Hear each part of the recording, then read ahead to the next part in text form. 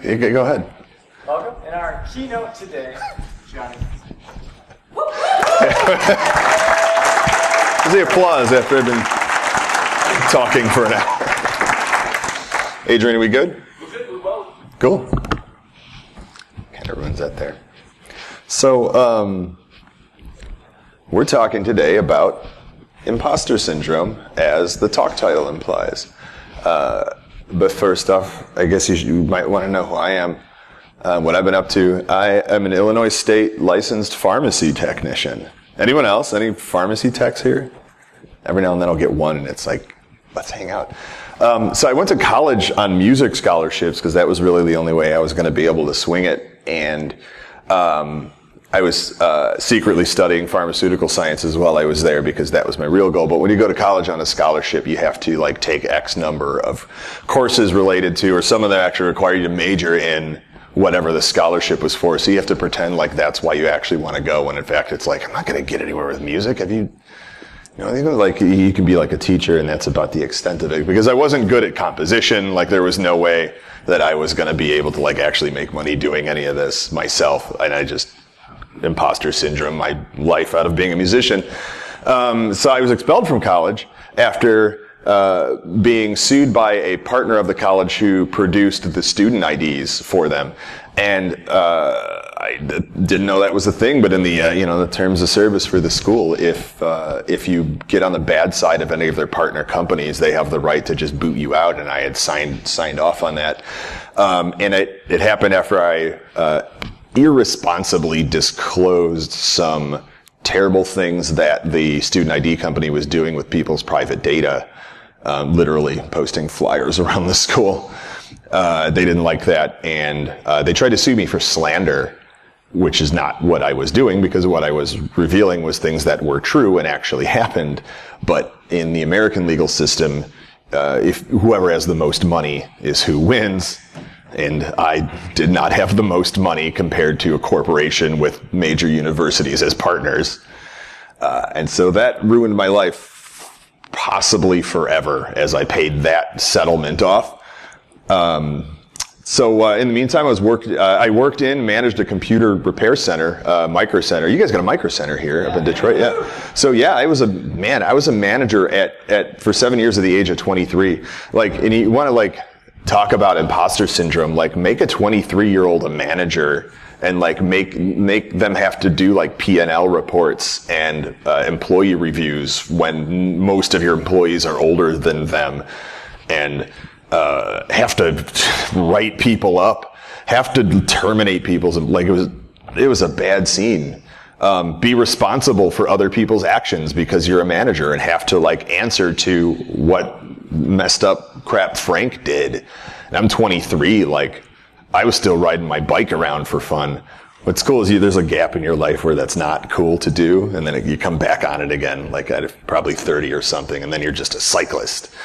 And you get to wear tight pants again, and it's fine. So this was during that time when it wasn't cool. I was a systems engineer at an IT asset recycling company, which was pretty much hey man, this job, I had a buddy who worked there, and I was like, hey, give me a job where you work, because he was making an insane amount of money doing nothing, and I was like, I gotta get in on this. And it ended up being this recycling company that would take in IT equipment and recycle it. We would audit it for, does it work, does it not work? If it works, does it have any value? We'll sell it. If it doesn't have any value, we'll recycle it. And that got really boring really fast. I ended up teaching myself mainframe hardware administration by way of just needing to be able to audit all this mainframe equipment that would come up, and they would be like, well, you're the smart IT guy, so all this crap goes into your pod. And I go, I don't know what this is. And they're like, well, you better find out. And I did, and so that was really cool. So I know a lot of mainframe hardware interface stuff. I don't know anything else about mainframe, but I did learn shell scripting by way of that, because we also would have oceans of these mainframe hard drives we'd have to wipe. And the company's current plan was well, you just got to do them one at a time, man. And I'm like, no, if I have a whole 6 racks that can hold hard drives, why wouldn't I use all of these to wipe hard drives? And they're like, we don't have anything for that. So I had to learn it and write all that. I eventually started doing other things to help out around the facility just out of sheer boredom and lack of work to do, which ended up in me automating a ton of their processes, including that one. And I saved that company about $700,000 annually just based off of the automation processes I developed that allow them to not employ as many people, which is like, that's a weird thing. Like I've automated people out of jobs, and really they say like that's what a good engineer does, is it puts himself out of a job. But like I put a lot of people out of jobs because I mean they really weren't necessary. Like there's no reason you have to have 20 people doing one hard drive at a time. That doesn't make any sense.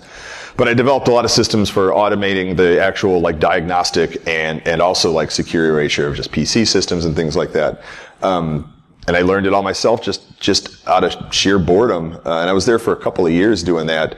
Eventually they built a new warehouse, and they needed someone to manage all the network infrastructure, as in like create it, and which meant garbage pick it.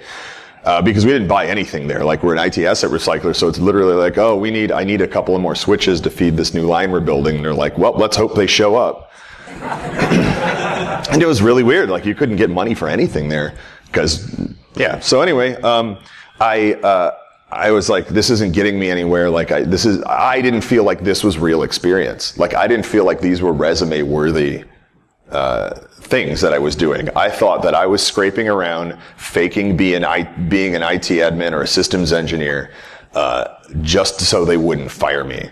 Like I'm literally here going, I have no idea what I'm doing, but like we're just going to keep doing this. But like, is that true? If I have like objective metrics I can judge that against and go, look, I developed a robust, resilient system that saved us $700,000 this year for a small business. Like that's an insane amount of money for a small business. I realize for some of you that's like a joke. That was a big deal.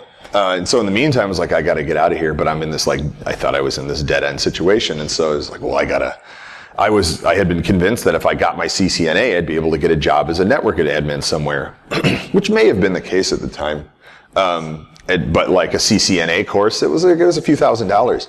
And so what I was doing in the meantime was I was garbage picking the things that they would throw out that were defective and that they deemed not worth the time to repair, and so they would just get recycled. And I was like, well, I'll take these.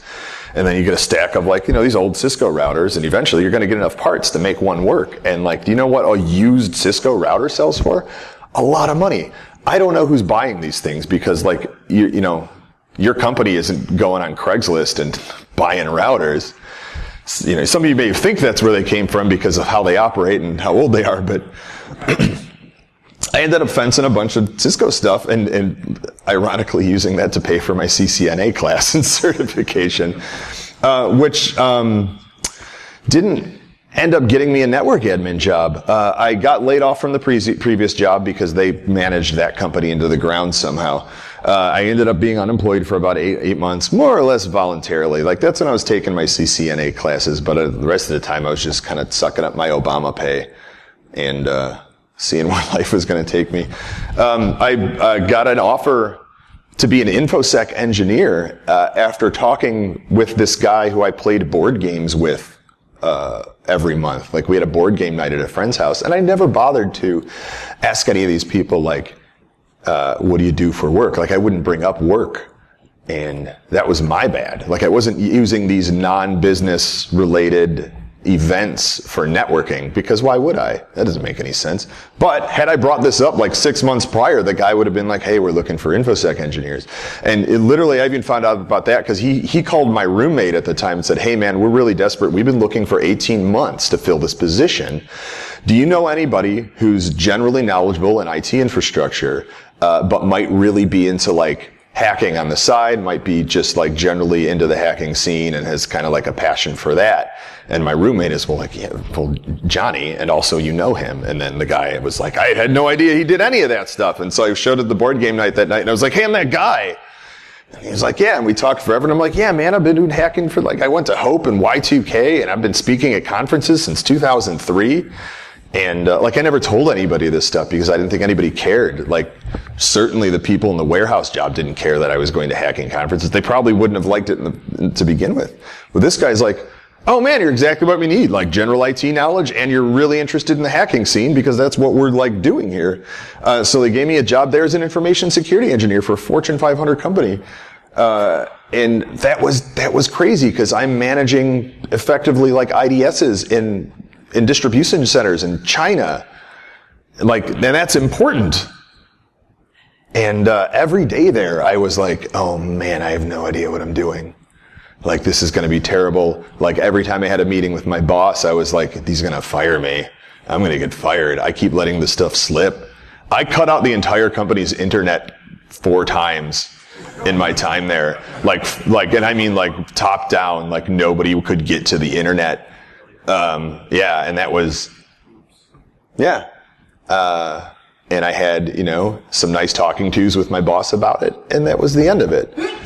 They promoted me to senior in 18 months. They brought me in as a junior with no prior experience, promoted me to senior with 18 months because I was doing consistent senior level work, and they go to HR and like, we need a senior headcount, and they go, well, we can't do that. They said, well, we got this guy. He's a junior, but he's doing all the senior level work right now. Can we just promote him to senior? And they're like, well, no, that position requires 5 years experience. And I had been there for 18 months at the time. And they're like, he's doing all of the work really well. It's like, we can't morally allow him to keep doing this work without promoting him to the level for which that work is made for. And so that went all the way up to our VP of security in general, who reports to the CISO, and he fought for me to get promoted to senior because of that, because I was doing senior level work, and that's how it goes. And that was probably the point where I learned that job requirements are not set in stone. Even things like this, you see a lot of 5 years experience. And we'll talk about this a little bit later. But like, none of those are set in stone. If somebody like really thinks you're good for the role, they'll go to bat for you. And that was insane. And it's not like he was a friend or that I knew him that well. It was that was the right thing to do. And they did it. And it was awesome. I think my favorite thing that I did there was I spearheaded a cultural shift in IT to take InfoSec, the InfoSec team, from being this like hated, evil organization that just tells everybody no, to being an organization that they know that they need to work with and is more compromising and willing to help them, help us, help them kind of situation. And just by way of being a nice person to people at work. It's amazing how many people are willing to work with you and accept when you say no because they like you. And it had nothing to do with, I didn't have to go to them and prove my technical knowledge. And in some cases it was impossible when they're fighting with me, like, why do I have to put endpoint protection on our servers? Tell me, just shoot me the numbers on how much malware you've caught on our servers. Just like, tell me, how much has it been? And you go, well, it's 0. We've never caught any ever. And they're like, all right, so you want me to run this stuff that sucks up literally all of the resources on all of my servers so you can do nothing. Why would I do this? And they know they have to. They know it's part of, and we were a PCI compliant shop, like they knew it was required, but they're fighting with us about it. And eventually, like, once I got the shift rolling, it was more of a like, okay, I get it, we'll do it. They don't like it, but they just stop fighting with you and they get back to work, and it's really great. And so like, they credited me a lot with that, which I thought was pretty cool. And then from there, that place got bought out. We all lost our jobs, and I moved on to be a penetration tester / InfoSec consultant. After only like 4 years experience as a security engineer, now I'm a pen tester with it, and I had no experience as a pen tester. I got hired as a penetration tester. Well, why? One, I knew how to do a lot of the tasks that penetration testers do by way of being a blue teamer. What you're doing as a blue teamer should be doing is running the same tools that penetration testers are running. You should be performing the same activities so that you're generating your IOCs and your KPIs to be able to give to your tools to catch it when a real malicious attacker comes. Like there's like the whole concept of like red team, blue team is kind of weird, like as far as organizations go, because you shall be doing, the blue teamers should be doing the same things that the red teamers are doing. You just have a red team that does it full time. But as a defensive engineer or even just a SOC worker, you should understand how these attacks work and be able to execute them so that you can better build defenses against them. Like, how else are you going to do that? That's the only way.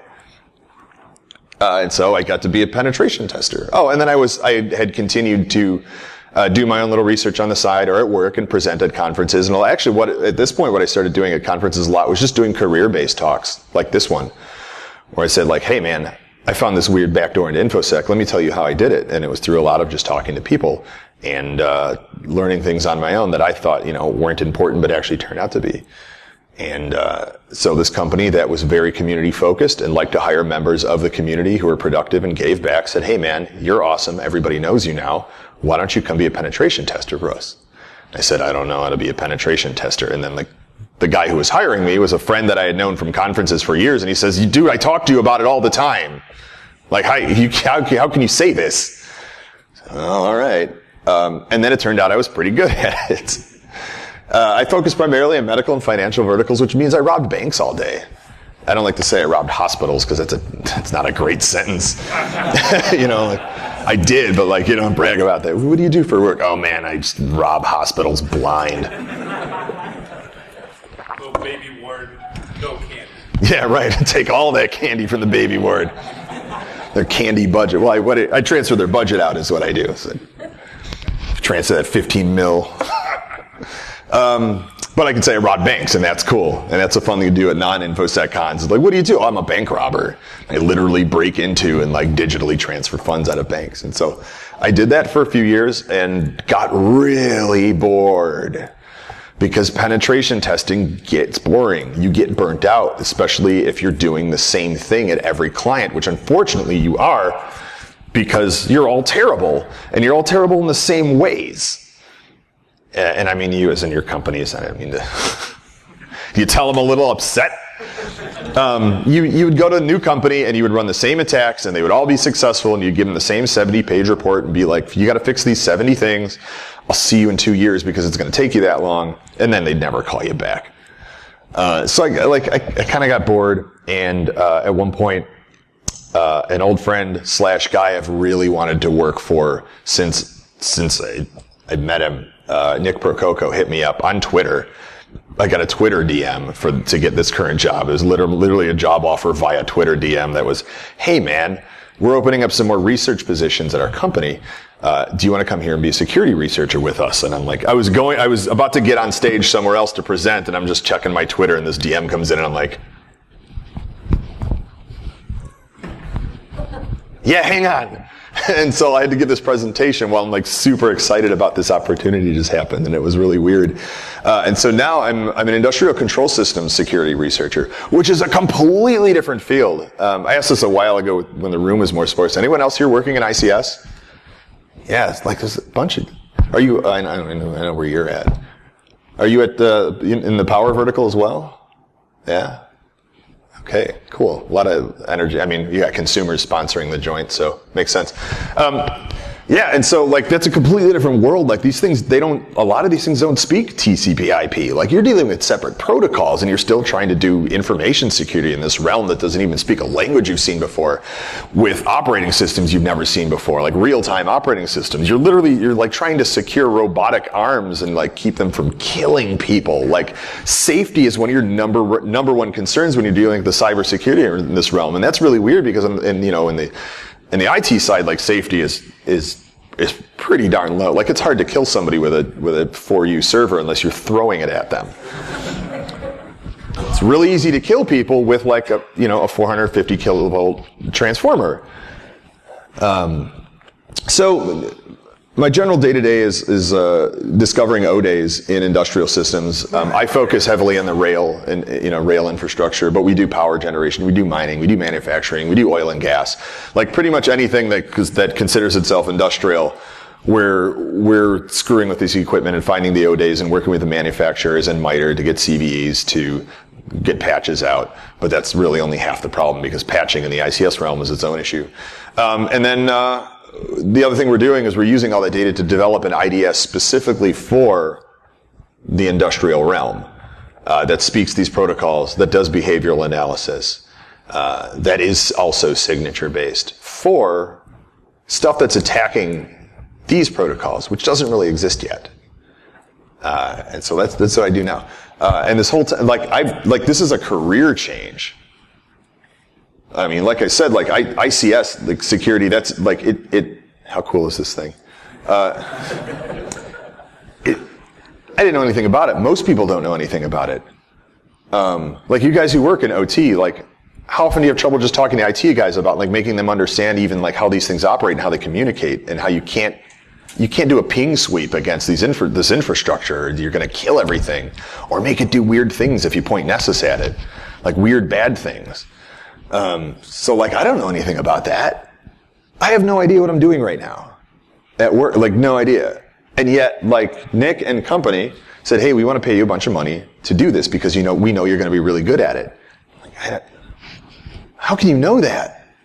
And they go, well, like, you've been really good at other stuff. And I'm like, that's unrelated. And they're like, this is absolutely, it's absolutely related. And so like I daily suffer with this problem. Like, I have no idea what I'm doing. Like, I'm a dog with a bunch of science equipment. Like, I've got all this stuff here. And every now and then something works, but I think like I have no idea what I'm doing. And so that's pretty much what we're going to be talking about here today as the title implied. Of like, yeah, you're an imposter, but you have to get back to work. And I'm going to get, who knows who this is up here on the screen? This is Vincent Adultman, and he has 2 kids in a trench coat.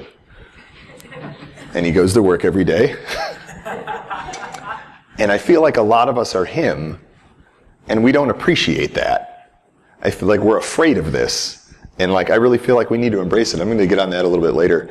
Let's talk about imposter syndrome. Get on the same page of what exactly it is. First off, imposter syndrome is not a mental illness. It's not recognized by the DSM as a mental condition that can be diagnosed and treated. It's not real. It's something we colloquially invented a name to describe a condition that nearly everybody actually feels. And I should point out, when I was putting this talk together, I worked with a psychologist really closely to figure out why we feel this way, why we do this to ourselves, and what we can do to make it better. And so there's a lot of really cool insights. It's actually really easy and fun, but I needed to point out that like this is not just like some guy who doesn't know what he's doing, telling you guys to just, here's how you should lead your lives. I actually did work with a psychologist to come up with some solid reasoning and like, literally what does she do to help people in her office get through these things? Because I know a lot of us don't want to go to therapists, and I'll cover that later too. But I wanted to at least be able to put the information in your hands so that like you have something actionable you can do on a daily basis to help you with these problems that you have. So like imposter, it's a person who pretends to be someone else in order to deceive others, especially for fraudulent gain. And I think that's probably none of us. Like, this is a good way to tell if you actually are an imposter. Like, are you intentionally going out and deceiving people for personal gain? Like, do you have a job where you don't know 100% of everything you're doing and you intentionally went there because you're like, I'm going to scam this company, man. I'm going to get them to pay me until they figure it out, and then I'm going to bust out of here and do it again? Those people exist, for sure. I hope none of them are here. But if that's what you're up to, yeah, you're an imposter. Stop it. That's what you do in that case, is you knock it off. And then syndrome, a characteristic combination of opinions, emotions, or behavior. And it took me a while to figure out, like, well, what are those things? Because it's really just like I feel like an imposter. But I got into it with the psychologist of like, well, there's a lot of underlying causes that put us in this situation to begin with. And here they are. I'm going to walk through them. But first, I wanted to dynamically build a presentation for you guys that are here at Converge and BSides that's going to directly address the concerns that you guys had. And so who saw the index cards? Who was here for Converge the past day, 2 days? Yeah, most of you, right? So I had a bunch of index cards over by Reg where I said like, hey, what's your imposter syndrome trigger? Like, what's the one thing that makes you just like feel that like gut-wrenching, like anxiety, sweating, fear of like, oh man, I'm fired today. I am the worst. Why am I even here? And so I got over 60 of those. And some of them were definitely troll cards. But, it's going to happen. And we'll talk about that later. We're going to have a talk. And I was able to average a lot of them down to a handful of concerns. And that, like, obviously I could stand up here for 6 hours and talk about this and never be done. I'm like, all right, I got to narrow this down. So we're going to narrow it down to like career-focused imposter syndrome triggers. I should have said that up at Reg because I got a lot of people are concerned with penmanship. Like, really, like I got penmanship a lot up there. And I'm like, wow, I never even thought of that. But here's like the main things that you guys told me. And then last night, Tim DeBlock, Kate Vida can tell you I was up till 4-ish in the morning, and waking up in the middle of the night and even adding more things to this thing. Cause I wrote this last night, because that was just a personal challenge to myself. It's like I wanted to write a dynamic talk for a conference, based on feedback from like the day before and crank this out. And so I wrote this yesterday for you guys. This is BSides Detroit only. Here's what you guys told me. You're in leadership positions and feel like you have no right to be there. Which I feel is like totally understandable. Like, I think it's almost odd, to feel like I should be telling everyone what to do. Like, there's a right way to feel confident in your position, but then there's like the weird presidential thing where you're like, I am the person who should run this country. So I always feel like anyone who like would say that out loud should just be in prison. Like, you hold your presidential debate and then you just arrest everybody and you put them in a mental home. Because it's crazy. Like, I know, like, anyway. You do not have the knowledge or skills level necessary to do your job effectively. Again, these are things that you feel. Most of these just simply aren't true. That one really resonated for me. As I was like literally building warehouses of automated systems and telling myself, oh man, I have no idea what I'm doing. They're going to find out. Let me just get these other 2 warehouses designed and built and then I can get out of here. But I don't know what I'm doing. People call you experts because you did a thing a couple of times successfully. I think that probably happens. Who works in InfoSec here currently? How many of you are referred to even internally or maybe even by family members or what have you as like gurus, experts? And you have maybe a tenuous grasp on whatever the conversation even is. Like, how many people get asked about cryptocurrency because you work at InfoSec? Like, what even... You know, I talk a lot about cryptocurrency because I traded a bunch, and that's just trading. That's like, all right, this thing's low, and it's probably going to go up, so I'm going to buy that. I don't know what's even going on behind the scenes. Like, oh, Johnny's a cryptocurrency expert, man. You got to talk to him, and I get crypto questions all the time, and I'm like, buy low, sell high.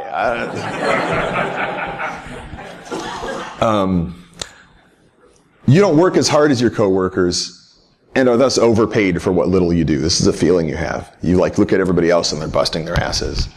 And you feel like you're coasting, like you're not trying as hard. And thus, like, the amount you're paid is ridiculous, and you fear that your company's gonna figure that out and be like, why are we paying this person so much to do nothing? When in some cases, like, your passion goes a long way for making you not feel like you're actually putting forth a lot of work. But when you like measure out the time you spent on whatever it is you're working on, it's probably more than most people invest in their job. This was a big one. You outright do not apply for jobs because you arbitrarily decide you're unqualified, or you took the requirements literally. So many people do this one. They'll look at job requirements on a website and they'll go, no, unqualified. I don't have that one line on there. I only have 2 years of MySQL experience instead of 3. So, well, guess I can't apply. Guess nobody wants to hire me anywhere. I'm garbage. It's like, no, like, that's not your job. It's their job to tell you you're unqualified. Shoot them a resume. Like, you're not, companies have to hire somebody. And it could be you. Like, they're going to hire the best possible person they can find. And we're going to talk about that in a bit. Like, that's something I'm really passionate about because I've been doing these career talks forever. And then finally, like, a lot of you are like really concerned about your penmanship to the point where it gives you imposter syndrome. And I laughed at it at first too. It seems wacky. Because when do we even write anything? Like, almost never. Whiteboarding sessions. Yes. And more than 3 people wrote that. Like a statistically significant number, like I'm worried that once people see my handwriting, they're going to think I'm stupid. And I have stupid handwriting. I'll be the first to admit it. But we were doing a podcast last night in my room with Tim DeLocke. Anyone listen to the Exploring Information Security podcast? That's cool. Thanks, guys. Hey, there he is. I'm dropping your podcast name. That's Tim. Hands up for Tim. This podcast. So we were recording a podcast in my room last night, or at least trying to, with like 12 people or something. And one of the first things we did, like the penmanship thing came up, and we passed around a notepad, and we all wrote a sentence on this notepad. And as soon as I had written that and had to pass this over to somebody else who was then going to look at it, this fear immediately set in of like, oh, they're going to see my horrible handwriting and think I'm dumb. And I immediately understood. So like everybody who was laughing, write a sentence and pass it to somebody next to you and just be like, what do you think of my handwriting? You won't even do it. You're going to be like, no, I'm not going to do that. And so then I totally got it. I'm like, wow, that's a real thing that I didn't even think of. Which a lot of the cards were, honestly. But this was like the statistically significant gist. And so then I put together some stuff to try and help us through all of this and try and get it down to like under an hour, which this unfortunately won't be because I've never been able to do anything in under an hour. Because even though I'm supposed to be this professional speaker who goes all over the place and does keynotes like crazy, I can't even stay within the time frame that I've designated. I am the worst. I go over every time. I write that off as being a bad presenter. Am I doing a bad job? Yeah? You can tell me, it's cool. Tim thinks so, but... And I'm trying to wake up, because I did, like I said, I was up till 5 making this talk for you guys. So like, there's a lot of secondary, what I called secondary jerks, and these are the jerks that are in your guys' brains that are like, just being jerks to you. Like when you're trying to get work done, and there's this jerk in the back of your head just being a jerk. And these are like the kind of the things that happen to us in our life that really spawn these jerks, that cause these jerks to exist and be jerks. One of the big ones is just a history of overcritical adults and peers. I have my cards here. I also do cards. I've been trying to do that. This is really fun. We've got this history of like overcritical adults and peers, and like who's had a life of people just constantly telling them that their stuff's not good enough, or just bullying them, telling them this, the stuff that they're into is dumb, picking on them for not liking sports. Like I get that one all the time still at work. Like there's this weird like IT thing where like when you're starting out, nobody likes sports, and then as you move, like the further you move up in your career, the more people you're surrounded by like sports. And you hit this point where you're like, why am I being bullied again when I'm like 30? About, oh man, you don't like football?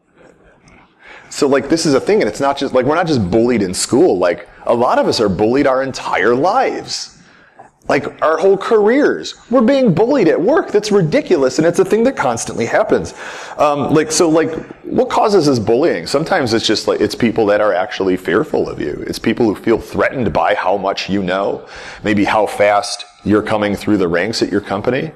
And it causes this visceral response where they want to bring you down to slow you down, because they're worried you might put them out of a job, because they have imposter syndrome too. Like we as human beings are terrible at being able to see anything outside of our own, perception, because that's how perception works. But we don't realize, like, this dude who's being a jerk to me can also be like having the same problem. He thinks he's an imposter too, and now here's me who knows like one thing he doesn't know. And all of a sudden I'm a threat to his job, which is crazy. Like some of them just worked really hard to get there. Like really busted their asses. And then here you come through because you're just really passionate that you've been doing, like you've actually been busting your ass too, but maybe you don't feel like it. And you come in and you have all this new knowledge that's applicable, and you're 12 years old to them. And they've been around for 50, and they're like, who's this kid coming in here? You don't know what I've seen. You haven't been where I've been. And you're like, they're just going to be extremely overcritical, sometimes just because you're young, sometimes because you're old. Like, ageism is absolutely a thing, and that was what a lot of the cards asked about too, and I just don't have the time to address the actual social problems of like ageism and like, the gender problems that are going on. They're absolutely very real. And I had to at least keep this talk down to like the things that we at least just generate inside of ourselves. And so like just these generally inappropriately overcritical people picking on you can cause us to really feel like they're right, especially if it's somebody who has a lot more experience. Like, why wouldn't you believe them? Why wouldn't you believe this guy who's been there for 20 years is going to be like, man, this is garbage. You got to do better. They might be right. But if they're constantly picking on you and you're succeeding and the things you're making are working and they're working the way they're intended and they're getting the job done, you got to take that criticism with a grain of salt.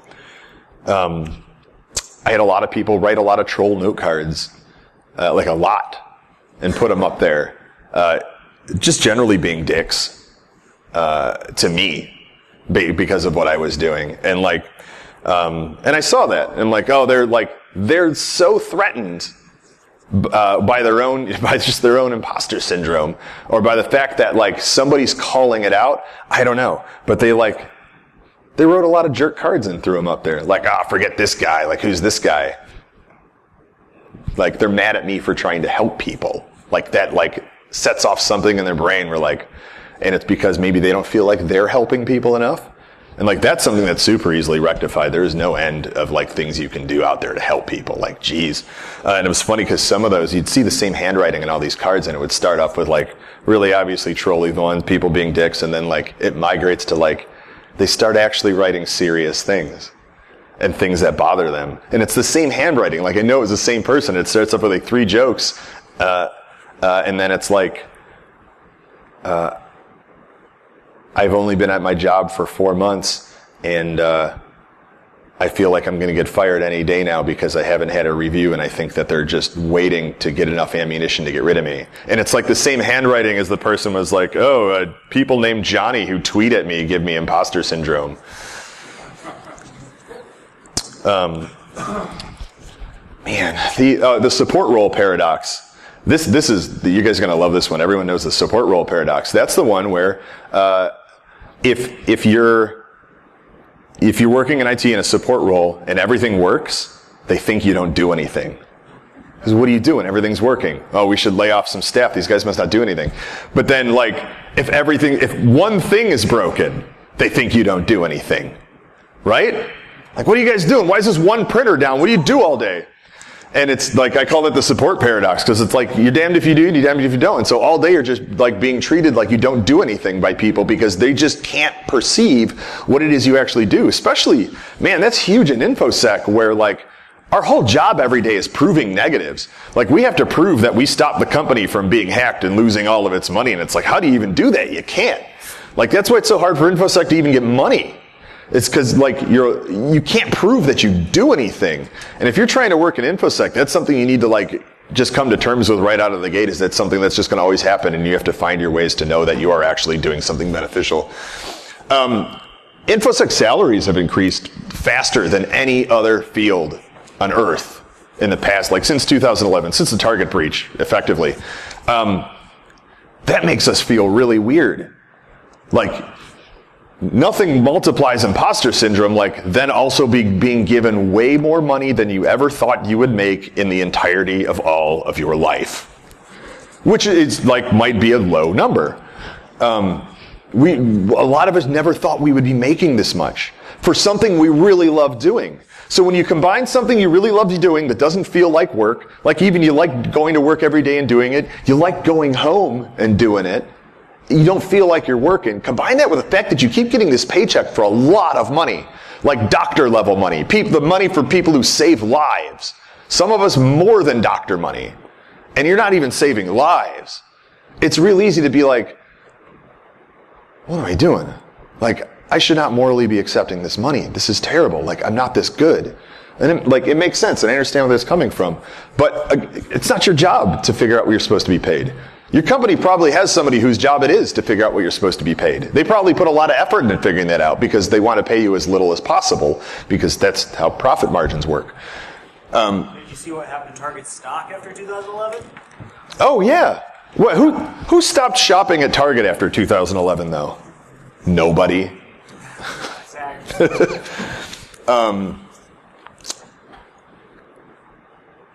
low candidate counts. There's not enough of us. Who here works in hiring candidates for InfoSec? That's more than I expected.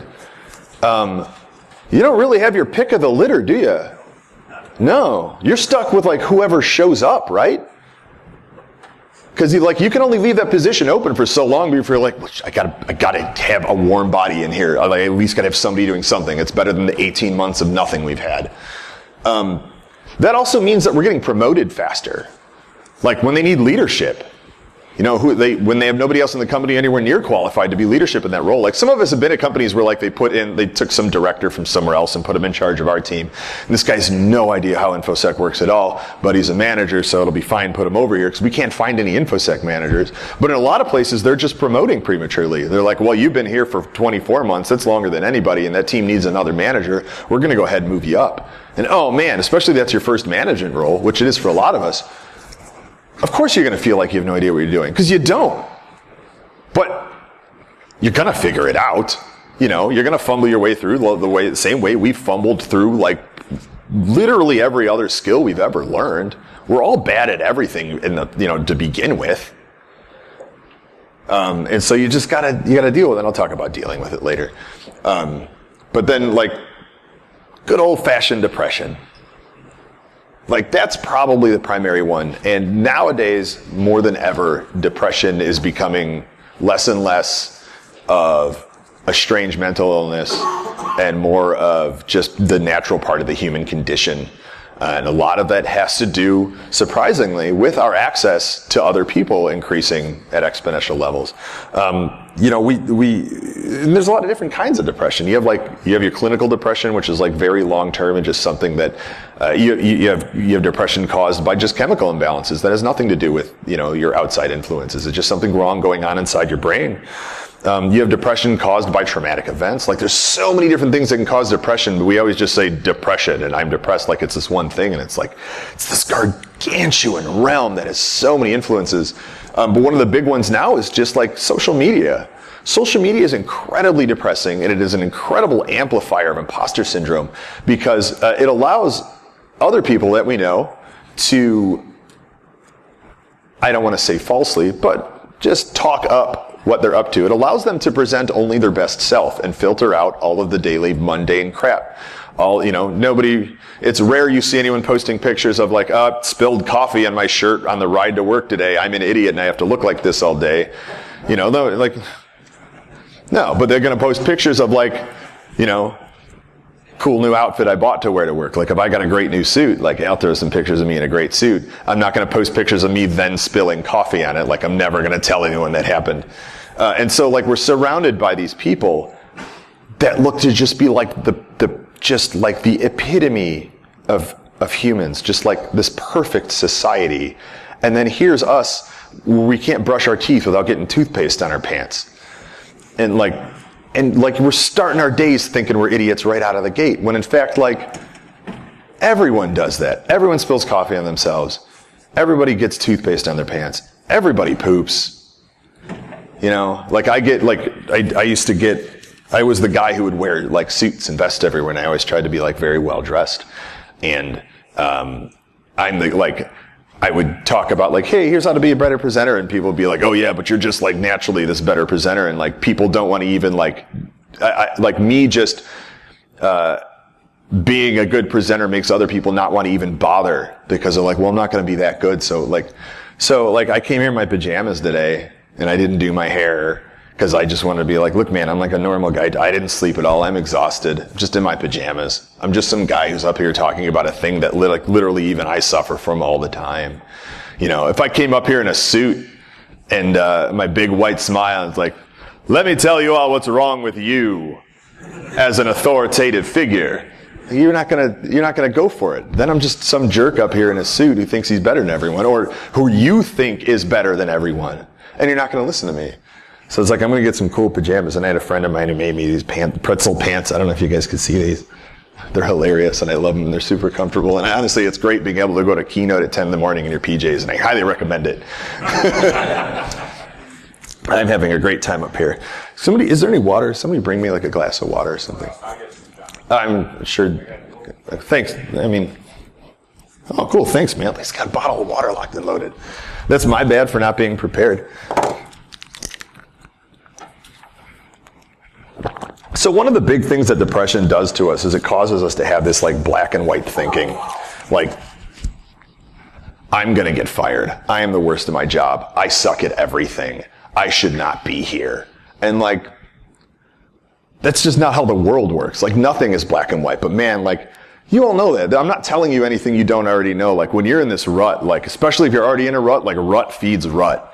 Like, it's so easy to just write everything off as absolute garbage and be like, oh man, I gotta just quit. I should just go be homeless because I have no business being in. Like, it's funny, but like, a lot of us that's crossed our minds, and a lot of us that crosses our minds all the time. Like, for me, like, I think a bunch of us, like, it's cool talking around, like, a bunch of us have been homeless for brief periods.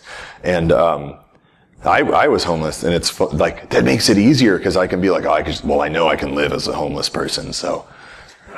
Like, now in my head, that's a viable option? What is that?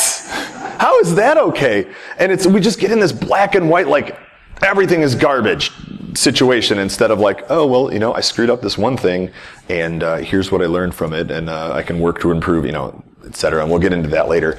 But it's like when you feel this black and white stuff coming on, like, you have to recognize that you're doing it, and you know you're doing it. And sometimes we just need to yell it a lot for a few minutes, and then it gets out of our system, and then we're fine again. But that's direct imposter syndrome, is just that like crazy black and white, like, welp, I'm the worst. Everyone knows I'm the worst. I should kill myself. And like, while that is a serious problem, it's something that's at least like so divisive that you can recognize that it's a thing and do something about it. And like the doing something comes along later. So like, those are like the secondary jerks. These are the things that are kind of all contribute a little bit or kind of a bunch to what's causing this. But then there's like some primary jerks. Like really three big primary jerks. One is called the Zeigarnik effect. And I realize it's a redundant use of the word primary, but that's something we like to do. This was created by a psychologist who isn't Freud. Like, check that out. There's other psychologists besides Freud. This is, I believe, Bluma Zeigarnik. She was Russian. And this is the thing that we all know about and refuse to remind ourselves of, which is how we remember failure and just generally incomplete tasks far better than we remember any of our successes. And even when we remember successes, we're just remembering all of the like failures that led up to them and how hard it was. And we don't spin that in any kind of positive way. So like, one person put it as success is so common in life that it's not something we even register as worth remembering, whereas the failures are so rare that we linger on them because they're unique events. And that's just theory, but I bet it's generally, I know it's generally true in my life. And so like, that's a big thing that like we love to get down on ourselves.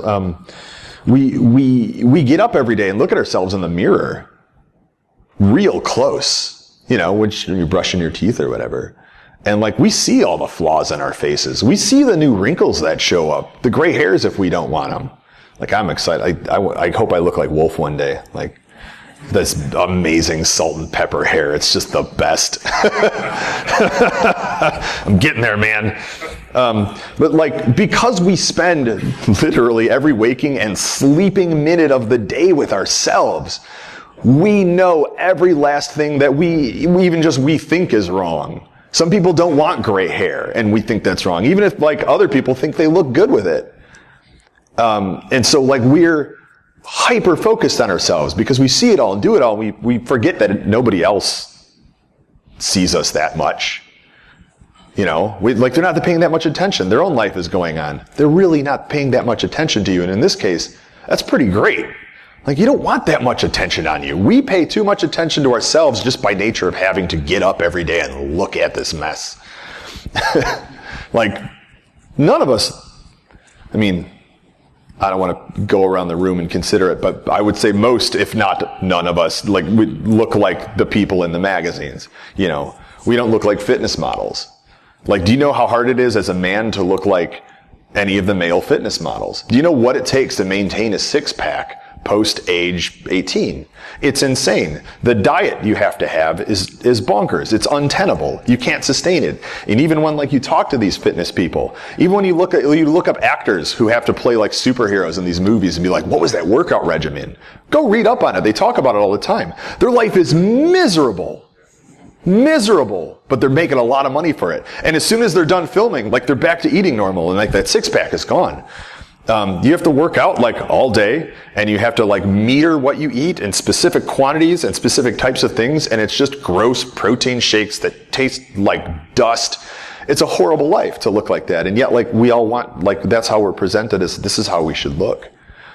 And it's not realistic. So like day to day, none of us look like that. And you know what? It's fine. But because we see that every day and we wish we looked like that, it's something we like constantly get down on ourselves about.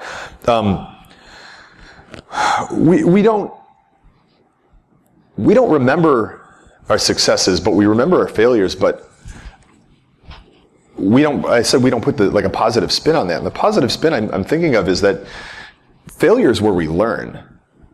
You know, you don't learn a lot from succeeding. You learn that what you did the thing right, and then you go, got it. And then you move on. Whereas if you fail, like, you have this huge opportunity to figure out, where did I fail? What went wrong? Why did it go wrong? What should I do next time to make it not fail? Can I go back right now and fix it? Are we talking about, writing, let's talk coding a program, writing a script? Can I go, like, that's the best example of failure. Like, how many times have you compiled some code and it didn't compile? Probably every time. Yeah. That's a great real world example. It's like, all right, well, I failed. Because you did. You wrote that. That's your failure. But you're going to go back and you go, all right, where did I screw up? And then you're going to find where you screwed up. And then, like, when you fix it, do you forget why it worked? Are you, like, next time you come across when you have to do that again, are you going to, like, fail again and be like, all right, well, let's figure out what went wrong? Or are you going to be like, oh, I screwed that up last time. Now I know this time the semicolon has to go here. You look at your failures, and you take that in, and you fix it, and then you remember that fix. And if you keep doing this certain type of failure, eventually you come to know, like, oh, this is something I keep doing.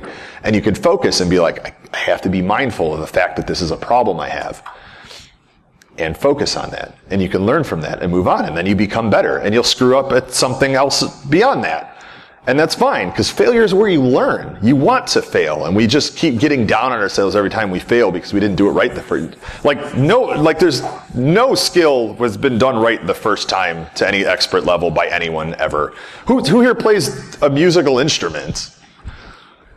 Guitar, even, just like as a hobby. Like, yeah, lots of people. Like, how horrible did that instrument sound the first time you made it make noise? How much was it, who played violin? Like, how horrible, who are kids who play violin? Like, how horrible is a novice violin player? That's the worst thing I can imagine. But everyone started sounding horrible at violin or guitar. Like, how hard is it even on a guitar to push the strings down hard enough to make it stop making that buzzing noise? It takes like a year. We're all bad at stuff out of the gate. But some of us realize the failures and know what we have to do to fix it, and we stick with it, and then we get better, and then we're just garbage at something else. And then we just repeat that cycle. Primary jerk number 2 is Michael Phelps. Can we all agree? We have this thing we do where, because we're not the best on earth at our jobs, that we're instantly demotivated. Well, like, why am I doing this then? Like, I'm not as good as just the mere fact that I screwed something up means I should be fired. Like, that's ridiculous. Like, doesn't that sound ridiculous when somebody says it out loud? And yet, like, we all feel like, not all of us, but many of us feel like this all the time. You'll probably never be the best. Like, perfection, it's a common phrase, like, perfection is the enemy of the good. Like, if you want to be good at something, setting perfection as the goal will mean you will never succeed. You'll never have success, and you'll feel terrible all the time.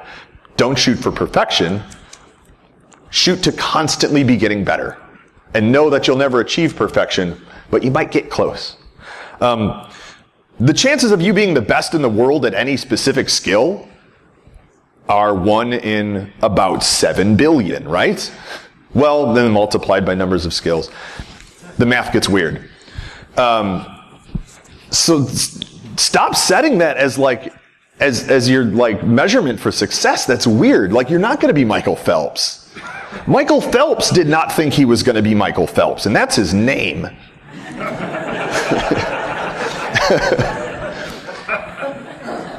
He visualized it. Like, if you look at Michael Phelps's training regimen, like, and there's no end of interviews on Michael Phelps. Like, whenever you're the best at something, how did you do that? So that I can do it too. And a lot of his workouts, a lot of his training involved visualization, imagining himself winning. And he'll tell you, like, whenever I started something, like, I imagined myself being the first one to that line. At first, it rarely happened. But he kept trying. And eventually he ended up being the best. And that's just him. And that's how it worked. And if we all followed Michael Phelps' training regimen, would we all be equally as good as him? Probably not. Because there's a lot of other swimmers that competed against him that followed that same training regimen, that know all of the things he knew, that visualized themselves winning too. And they weren't the best. Some of them were the second best. One of them, and how many medals does he have? Like 18? That's insane. Is being like the second best in the world at something a horrible situation? No, that's pretty freaking cool. I knew a silver medal skier once. And he always talked it down like, yeah, I only got the silver. I always hoped I was going to get the gold one day. And I'm like, what's the matter with you? You are the second best person on this earth at that. That's insane. There's only one person who can beat you, and they only did it once. But we just love to we love to feel like imposters. Like, he literally said, he took silver medal and he was like, it's just not good enough, man. Go do something else. And he did. And I don't know how you can make money off of skiing. I didn't look into it. I'm sure you can, but like, he has a day job and stuff. But I was like, that was crazy to me, how you can call second place not good enough. And like, obviously you'll probably never be the best in the world at anything. I'm not. I never will. The mere act of ranking yourself is weird. But like, that's what we do. These, like, in the context of work, like, you think because you're not the best that you shouldn't be doing this job, or that you're not in the top 10 you shouldn't be doing this job. Well, like, companies need somebody to do this job. And you might have been the best they had at their disposal, and yeah, you can spin that and be like, oh, that means I'm not very good, but like, they only took me because they had to, and as soon as they find someone better, they're going to get rid of me. But that's probably not the case if A, you're a good cultural fit at that company, and they just like having you around, and B, you're going to fill in the gaps of what you don't know because they're required for your job. Like, I just ran you through it. Like, I've never taken a job where I knew how to do every last thing at that job. Who here has? Like, I've never met anyone who's taken a job where they're like, yep, I know how to do all of these things that are going to be part of my daily role. No problem, I got this. I wouldn't take that job because A, that sounds like I'm not going to be learning anything. And that's bad. That means that train that's constantly coming up behind you is going to now run you over because you've stopped learning. B, that sounds boring as hell. Like, I don't want to go somewhere every day where like I'm just doing stuff I already know how to do. Like, learning to me is exciting. I think everyone who's here is here because learning is generally exciting to them. Learning how to do new things, learning tricks of the trade. Like, that's why we come to these, because we just are of this kind of person who loves to learn. So we take jobs where we don't know how to do everything. And we don't lie in the interview and say we do. That's called being an imposter. But we're honest about it. We might have ways of figuring it out. We've all heard the like, hey man, don't be afraid to say I don't know in an interview. But you should follow it up with, here's how I would find out. And don't just say Google it. That gets you not hired by me. I hate that answer. What are you going to Google? Tell me your search strings. What led you to those search strings? What do you show me your thought process for your research. Like, go through that with somebody. You're going to blow their mind. That's the best I don't know. But don't be afraid to not know. Nobody knows. And you're not the only candidate that they're interviewing that doesn't know. I don't know if I would hire somebody who like met all the requirements explicitly. I would think that they're going to get bored and leave soon. I don't know if I want to hire that person. Because I don't want someone to come in for 12 months and bust out, and then I got to go through all this again. I want someone who's going to enjoy the job and enjoy learning. And so if they enjoy learning and they enjoy the job generally, they're going to come in and they're going to learn a bunch, and they're going to be really good because they're passionate. And that's what I look for. I look for passion. I look for somebody who is a good culture fit with the team, of course, and then somebody who's passionate about the role to begin with. Because I know not everybody's going to know everything, and I know the requirements I set out aren't going to be fulfilled by everyone. But we love to just write ourselves off and be like, I don't know everything, they're going to fire me. That's ridiculous. That's just completely ridiculous. That's pretty much that. Cool. I didn't even have to look at the card really for that one. I'm getting good at this. I am not the best, and I'm nowhere near the best. I'm trying to do new things as a presenter. I'm trying to create challenges for myself, to push myself to become better, because it's hard to learn where your faults are as a presenter. Because generally, like, what's the measurement of success? Did I convey all the information I wanted to? Yeah. Well, great. Like, where did I fail? Well, I don't know. Like, you rarely get feedback from the audience because generally as the audience, your job is to sit still and shut up. And that's really easy to do. And so as long as everybody's shut up, I guess, and like, I mean, you'll get the situations, the audience, everybody starts talking to each other or looking at their phones and things like that. And I can see all of that, you're losing them. And so like, well, any of the secondary requirement of being entertaining in that, not necessarily, telling jokes and dancing, but keeping everyone engaged. And you have to modify what you're talking about based on the room. And so I'm trying to make myself better by giving myself challenges, and one of them was at GurCon last year. I said I'm going to do no slides. I had no slide deck. I had some videos behind me, and then we watched like YouTube for a while, and then went through Twitter, and it was really cool. And I did it all based off of index cards, and it was amazing, and I had a lot of fun, and I learned a lot. This time, my challenge was like, I'm going to generate a presentation the day before, based off of what the attendees want to talk about, and I did that. And I may not be super confident and extremely knowledgeable and well polished up here right now because this is the first time I'm running through this. Because, the first time I ran through it was 4:30 a.m. just a few hours ago. And so I'm finding little kinks and this and that. I'll learn next time if I do this, like what not to do. And I thought that would be cool to do for you guys, just because of that. Just be like, hey, look, I screw up all the time too. Like, I'm not this like crazy well-polished guy trying to tell you how to live your life when like you still put the wrong shoe on the wrong foot sometimes. Like, we all do that. I don't know the last time I did that. That might be a bad example, but yeah. And I wear my pajamas. It'd be like I wear pajamas too. We surround ourselves with idols, and I think like that's a big one. Like, we create these golden calves in our lives, these people that we worship, that we think are the most amazing people. And I'll go back to the slide in a second. Sometimes they're just the loudest people. Sometimes they're the people that have the most tweets. Sometimes they're the funniest person, the funniest presenter at a conference. We put these people that we like on these pedestals that are so high, using metrics we invented. Just assuming things about them that aren't, just assuming they don't poop. When in fact, when at the same time, like, we're ignoring everyone who's around us, that we should, we ignore our peers and compare ourselves to these bizarre golden calves. And I put myself there as a joke because people do this to me all the time.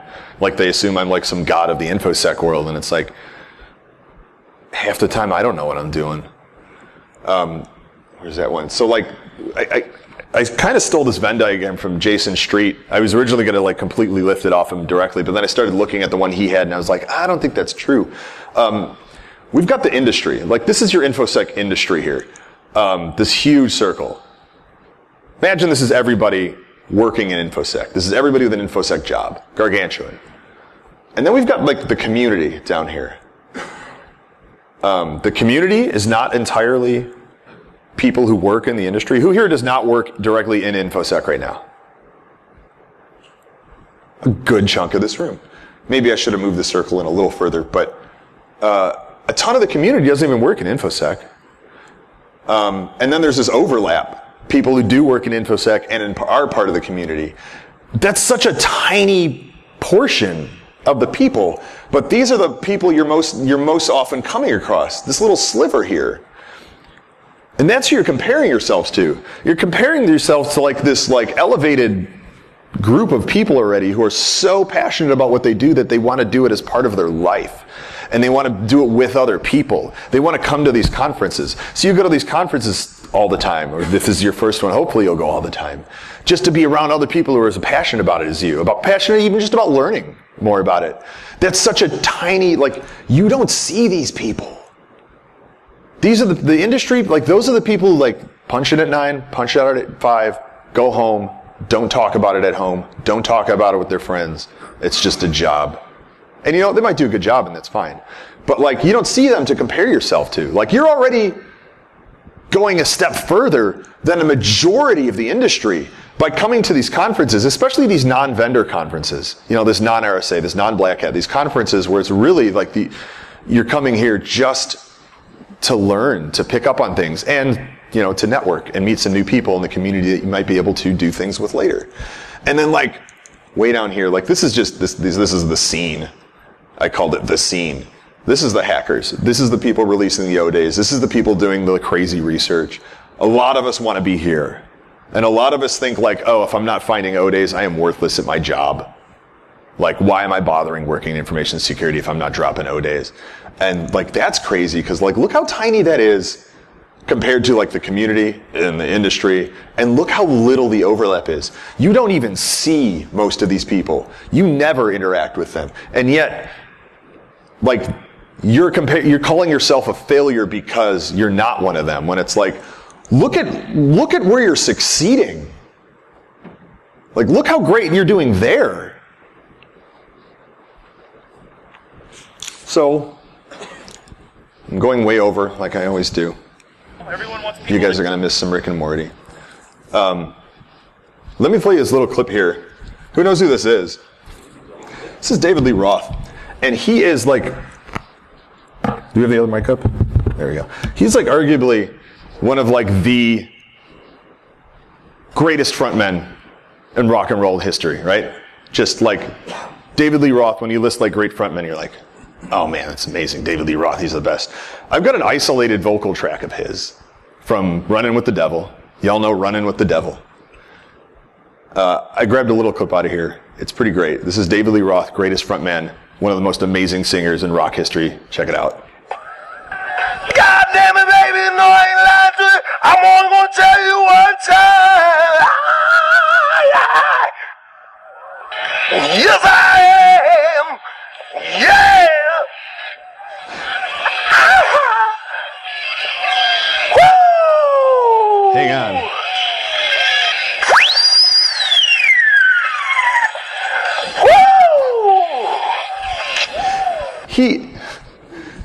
You know what that whistle means? He had that whistle with him in the vocal booth. That's weird. Like, he's clearly drunk. He's got this gravelly voice. He's cracking when he's singing. And this is the take that's on the album. This is the one where they went, that's the best he's going to do. Let's put that on the album. And the point is that they engineer the crap out of this. They put all these effects. They put the backing vocals. They cut the whistle down a little bit. And he probably didn't tell them he was going to do that. He probably went into this booth with this whistle and just like at that point just busts it out and blows it in the mic. And the guy in the engineering booth is like, what do I now? I got to fix that.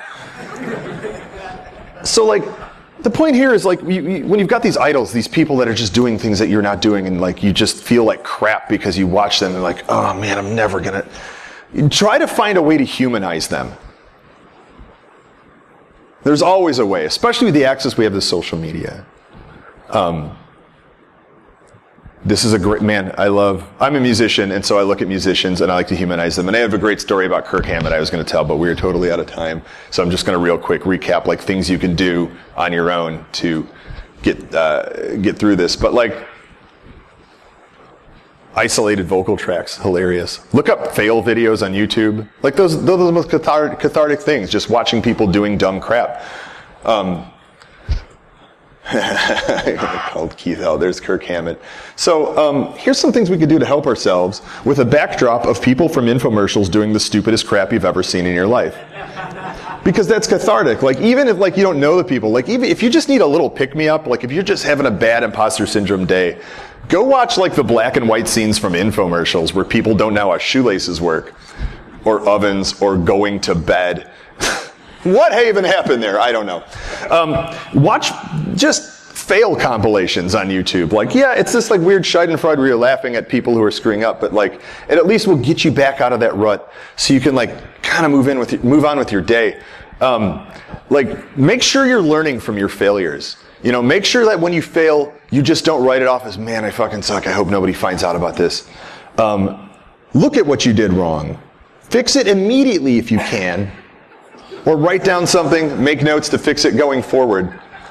But yeah, make sure you are learning from the failure and not just absorbing that failure and putting it in your failure pile until it's just overbearing and it falls on top of you. Brushing your teeth is so hard. Painting your grass, we've all been there. Change your definition of success.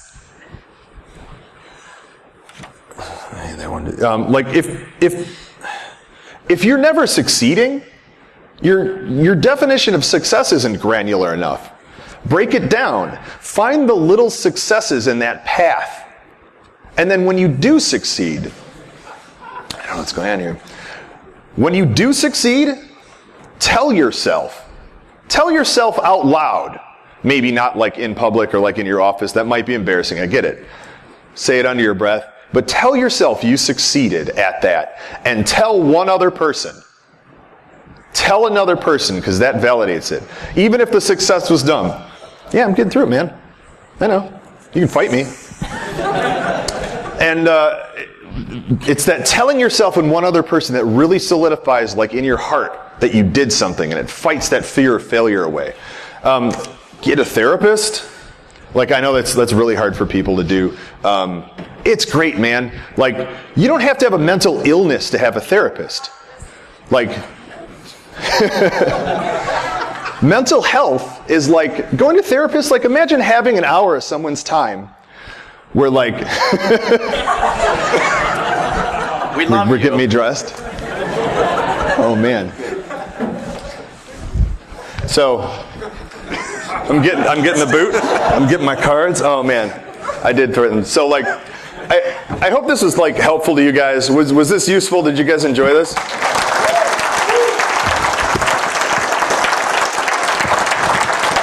Yeah. So thanks a lot. And the bottom line is it's actually the cheesy stuff that helps the most, where you're your own worst enemy, and so stop being your own worst enemy. Acknowledge when you succeed. Learn from your failure. Look back at yourself a year later and look how dumb you used to be and how smart you are now. Because we all used to be idiots. And now we're all really smart. So thanks a lot, guys. See you later.